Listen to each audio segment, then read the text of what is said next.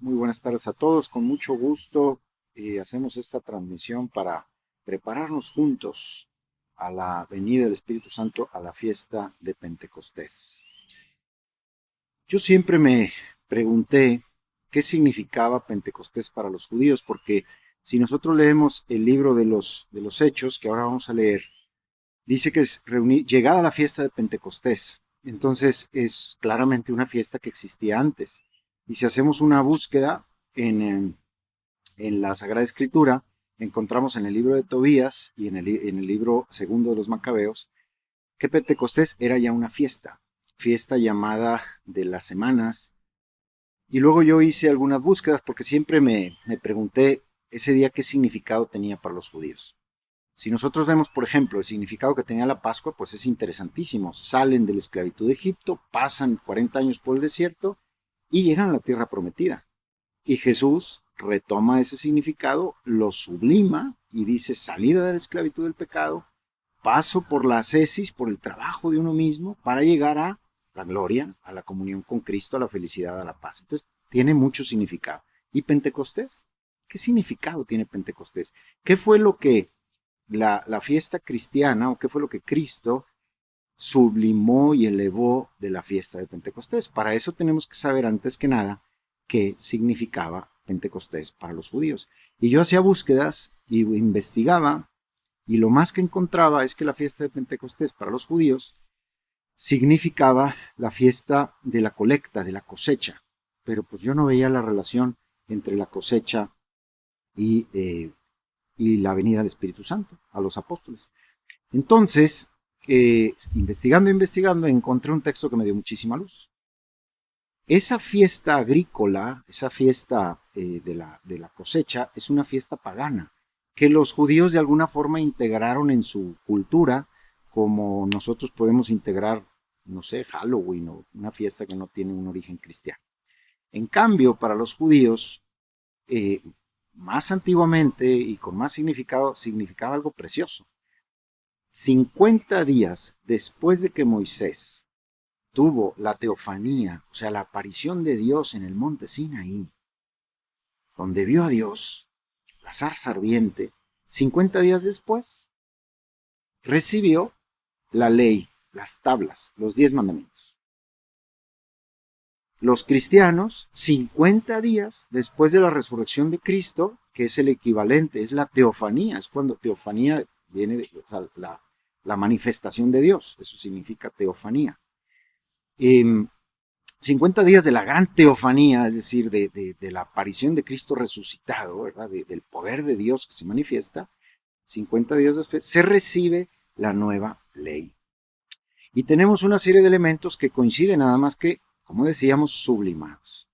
Primero, pues la aparición de Dios, es lo primero, lo más importante. Segundo, la ley de los mandamientos, la ley del comportamiento y la ley del amor, que es el Espíritu Santo. De hecho, no se recibe un mandato del amor, ese se recibe en la última cena. Se recibe el amor mismo, se recibe Dios que es amor. Y es la nueva ley, el Espíritu Santo es la nueva ley. Decía San Agustín, ama y haz lo que quieras. ¿Qué quiso decir San Agustín con esto? Quiso decir que si tienes al Espíritu Santo dentro, si tienes el amor dentro, todo lo que hagas va a dar gloria a Dios. Todo lo que hagas va a santificar, todo lo que hagas va a dar plenitud a ti y a las personas que están contigo. Eso es lo que reciben los apóstoles en Pentecostés. Pero hay otro símbolo que es precisamente el fuego. El fuego de la zarza ardiente, las lenguas de fuego que se posan en la cabeza de cada uno de los apóstoles. Ese es el significado de Pentecostés. Ahora, hay otro significado también muy interesante. Hace poco escuché yo en una reunión de presbiterio aquí en Monterrey que en medicina, los que son médicos lo sabrán, los primeros 3 años se estudia el cuerpo humano sano y hasta el 4.º año empiezan a estudiarse las enfermedades, porque no se entienden las enfermedades si no es en comparación con el cuerpo sano. Bueno, de la misma manera, podemos nosotros contraponer a Pentecostés con qué. Siempre la historia desde los santos padres, primeros siglos de la iglesia, contrapone Pentecostés a la Torre de Babel. La Torre de Babel es la enfermedad Pentecostés es el cuerpo sano. ¿Qué sucedió en la Torre de Babel? El orgullo humano intentó construir la torre más alta, una torre que llegara hasta el cielo.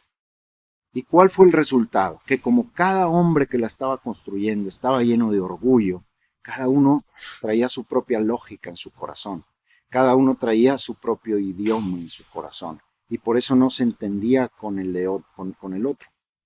A veces nosotros decimos también en lenguaje popular, es que hablamos distinto idioma, cuando no nos entendemos. El orgullo genera división. La ambición malsana genera división, genera ruptura, genera violencia, y por eso se vino abajo el proyecto. Pentecostés, en lugar del orgullo, pone el amor y la humildad, porque el servicio humilde, cuando está lleno de amor, es plenitud. Cuando no está lleno de amor, pues puede ser hasta intolerable, ¿no?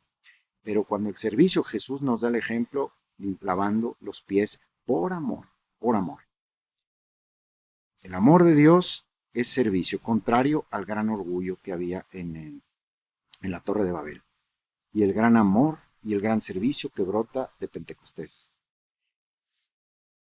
Cada apóstol hablaba en un lenguaje distinto, en un idioma distinto, y todos lo entendían.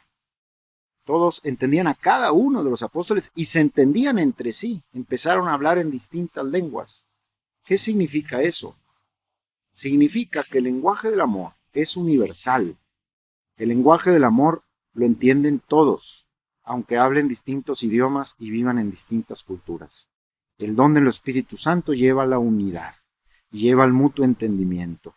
El orgullo lleva a la división y lleva a la destrucción. Pentecostés significa una tercera cosa. Pentecostés significa también fuerza en este caso para una misión. Fuerza de que los apóstoles recibieron, la fuerza de Dios, la iluminación de Dios, el consejo de Dios para poder ser lo que fueron, apóstoles, para continuar la obra de Cristo en el mundo. Y cada uno de nosotros también necesita esa fuerza. Entonces, Pentecostés, ¿qué significa? La teofanía de Dios, donde se recibe el amor de Dios a través del fuego. Ese fuego nos lleva a la unidad y al amor y nos da la fuerza para la misión que tenemos que realizar. En segundo lugar, después de analizar qué es Pentecostés, vamos a responder a una pregunta. ¿Qué es el bautismo en el Espíritu? Bien, el bautismo en el Espíritu es precisamente lo que sucedió en Pentecostés, pero para entenderlo mejor vamos a distinguirlo del bautismo de Juan y vamos a distinguirlo del bautismo de Jesús, del sacramento del bautismo, que está muy conectado con el sacramento del bautismo, pero no es exactamente lo mismo. Ahora vamos a ver. Deriva del bautismo, el bautismo en el Espíritu, pero no es el sacramento del bautismo estrictamente hablando. El bautismo de Juan, ¿qué era? Era un simple signo externo de conversión. Y el fruto, o sea, al sumergirte en el agua como un símbolo de que te lavas, te purificas, la eficacia dependía de la disposición de la persona. Pero en sí mismo el agua pues no hacía más que lo que hace cuando tú te metes a la regadera y te bañas. No hacía más el bautismo de Juan. Hacía lo que cada persona trabajara en su interior. Ese era el efecto. Y de hecho puede haber personas que no tienen fe en los sacramentos y entonces dicen, pues yo en vez de recibir la Eucaristía o en vez de bautizarme, a mí me ayuda más otro tipo de signos.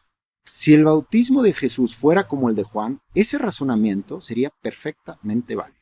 Tú puedes utilizar los signos y formas que más te ayuden. Sin embargo, el bautismo de Jesús no era como el de Juan. El bautismo de Jesús añadía algo más. Algo más. Vamos a leer aquí qué nos dice el Evangelio sobre el bautismo de Jesús.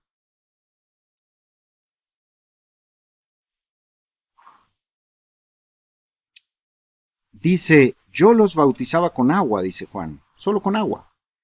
Él, Cristo, los bautizará en Espíritu Santo y en fuego. Los Hechos de los Apóstoles, en el capítulo 2, versículo 38, dicen que el bautismo es para la remisión de nuestros pecados y para recibir el don del Espíritu Santo, cosa que no hacía el bautismo de Juan. Y ustedes conocen todos los beneficios que de aquí se derivan y están todos en el catecismo. Nos hace miembros de la iglesia, se nos infunden las virtudes teologales, formamos parte del cuerpo místico de Cristo, nos convertimos en hijos en Cristo Hijo, etcétera, etcétera, etcétera. Pero todo parte de estas dos grandes gracias. Se remueve el pecado de nosotros y recibimos la fuerza del Espíritu Santo. Ese es el bautismo de Jesús. Hay una transformación. Entramos unos y salimos otros. Ustedes pueden checar, aquí no lo voy a leer para no aburrirlos, pero pueden revisar el número 1216 del Catecismo, el número 1228 del Catecismo, el número 1262 del Catecismo, y ahí explica muy bien, de una manera muy bonita, todo lo que es el bautismo de Jesús. De hecho, me voy a permitir el 1216, porque es una cita de San Gregorio Magno, que creo que es muy bonita. Dice, el bautismo de Jesús es el más bello y magnífico de los dones de Dios, lo llamamos don, gracia, unción, iluminación, vestidura de incorruptibilidad, baño de regeneración, sello y todo lo más precioso que hay. Todo lo más precioso que hay. Eso es el bautismo de Jesús. Nos hace totalmente nuevos. Es don porque es conferido a los que no aportan nada. Solo recibimos, no damos nada a cambio. Es gracia porque es dado incluso a los culpables. Es bautismo porque el pecado es sepultado en el agua. Dice San Pablo, el que es bautizado con Cristo, ha muerto con Cristo y resucita con Cristo. Es unción sagrada y real porque nos hace sagrados y nos une a la regalidad de Cristo, o sea, a pastorear con Cristo al pueblo de Dios. Es iluminación porque es luz resplandeciente que nos da la mente de Cristo y nos hace ver las cosas como Cristo las ve. Es vestidura porque cubre nuestra vergüenza, la vergüenza del pecado y de nuestros errores. Es baño porque lava y nos hace nuevos.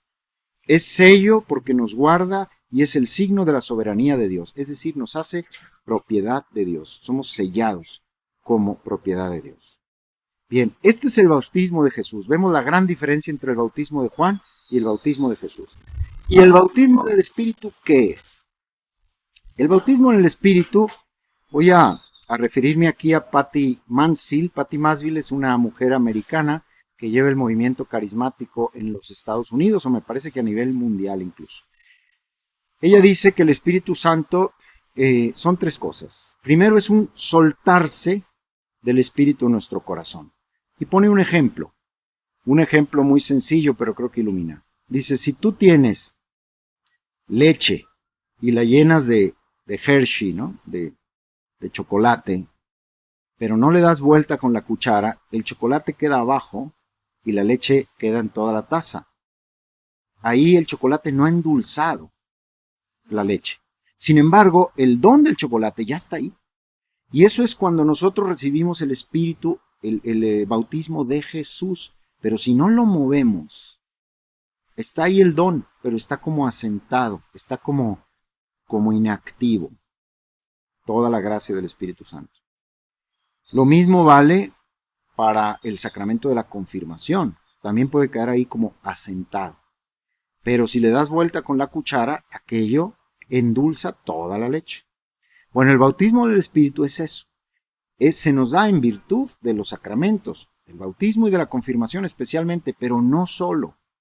También se nos da en virtud de toda la acción del Espíritu Santo en la iglesia, porque los sacramentos no los recibimos individualmente, los recibimos en comunión con la iglesia. Por eso el bautismo en el Espíritu no es solo, como veremos más adelante, un don para mí, sino es un don que yo recibo personalmente, individualmente, pero en comunión. Y por eso el sacramento del matrimonio también se me da la gracia suficiente para vivir este bautismo en el Espíritu, la gracia del orden sacerdotal, la gracia de la confesión, no digamos la Eucaristía. Todo eso nos da, por así decir, los ingredientes, ¿no? el Hershey, el chocolate y el azúcar, para que si después es agitada y revuelta, va a endulzar toda nuestra vida. Si quieren otro ejemplo, que ese, pues, no recuerdo dónde lo escuché, pero me ayuda a entenderlo, es como si tú recibes una cuenta de banco, pero no tienes firma o no sabes ni siquiera el número, pues ahí está tu dinero y es tuyo y está tu nombre esa cuenta, pero no puedes disponer de él.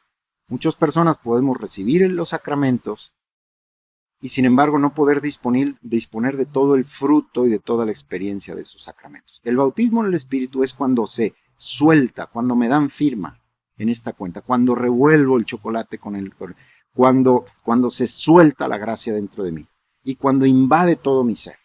Y Pentecostés fue eso. La experiencia de los apóstoles en Pentecostés es el momento en el cual el Espíritu Santo les es regalado a cada uno de ellos y los mueve todos por dentro y los cambia totalmente por dentro. Los hace amor divino.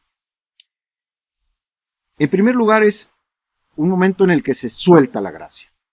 En segundo lugar, es una nueva efusión del Espíritu Santo, porque pudiste haber recibido y se pudo haber soltado esa gracia en el momento, en mi caso, de mi ordenación, en el momento del matrimonio, en el momento del bautismo, en el momento de la confirmación, o en un retiro, o en un momento de oración.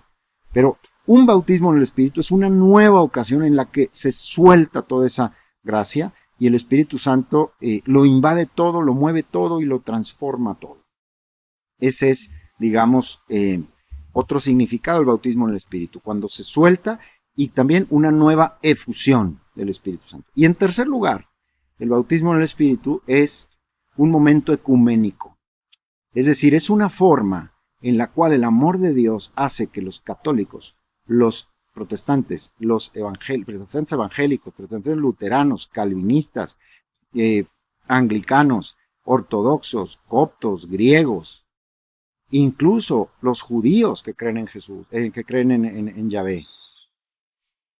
Es un momento en el que todos tenemos tal experiencia del amor de Dios que todas las barreras se rompen.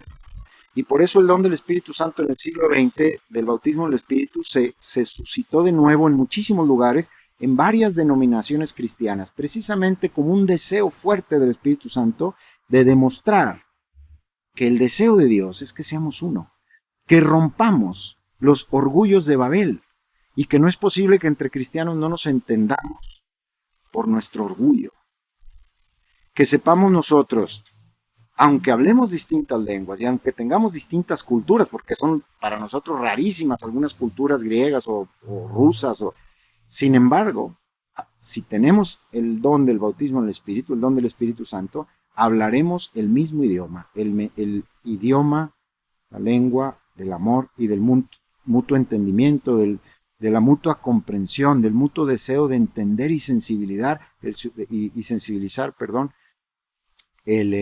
sensibilizarme con el sufrimiento del otro. Eso es pues el bautismo en el Espíritu.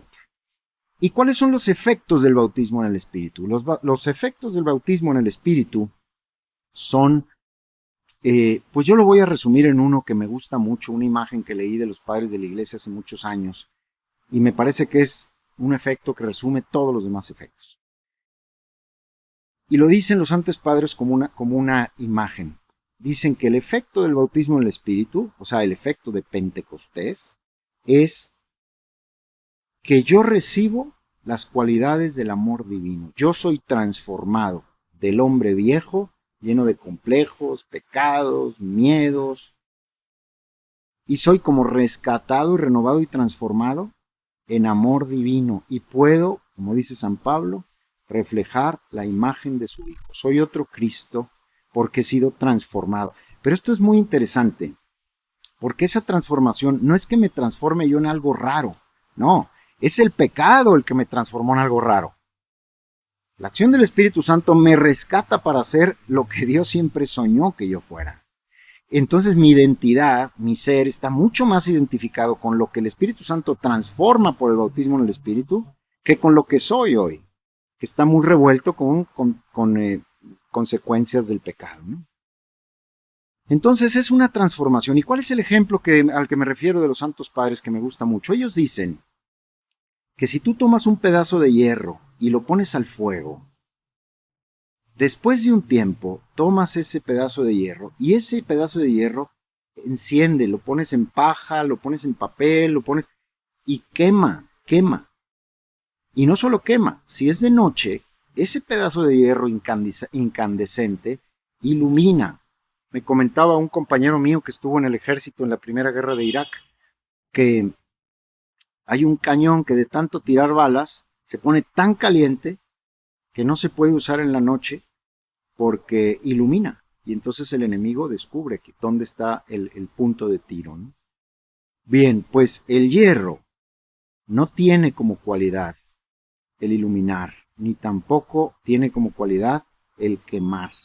Pero por haber estado con el fuego y por haberlo abrazado, haberse hecho uno con el fuego, tiene las cualidades del fuego. De esa misma manera, no es mi cualidad personal, natural, el amar, el dar mi vida por los demás, el ser mártir, el servir, el amar al prójimo y a Dios más que a mí mismo, bien entendido, ¿no? Pero si el Espíritu Santo me hace uno con Él, y esto es el bautismo en el Espíritu, este es el Pentecostés, que brota de los sacramentos, pero que los incluye todos, frutos de todos los sacramentos, y de la acción del Espíritu en la Iglesia, con esa potencia, el Espíritu Santo me hace uno con Él. Y yo tengo las cualidades que tiene el Espíritu Santo. Ni más ni menos. Yo me convierto en alguna forma en amor divino. Decía San Anselmo que Dios se hizo hombre en Cristo para que los hombres llegáramos a ser como Dios. Tomó la naturaleza humana para que la naturaleza humana fuera divinizada. Eso es el bautismo en el Espíritu. Llegar a amar como Dios ama. Llegar a ser otros Cristos en este mundo y vivir del amor divino como Cristo vivía. Bien, y finalmente vamos a hablar de un nuevo Pentecostés.